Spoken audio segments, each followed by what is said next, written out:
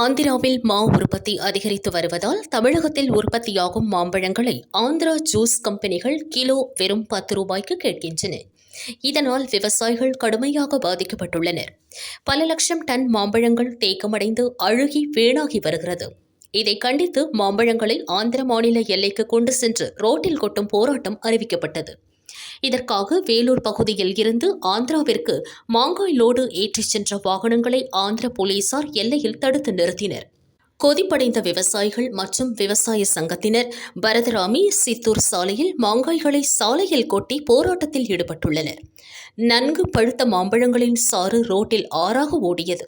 போராட்டத்தின் போது ஆந்திர அரசு வழங்குவது போல தமிழக அரசும் மாங்காய் டன் ஒன்றுக்கு 4000 வழங்க வேண்டும் என வலியுறுத்தி கோஷம் எழுப்பினர். போராட்டத்தின் போது போலீசாருக்கும் விவசாயிகளுக்கும் இடையே கடும் வாக்குவாதம் ஏற்பட்டது.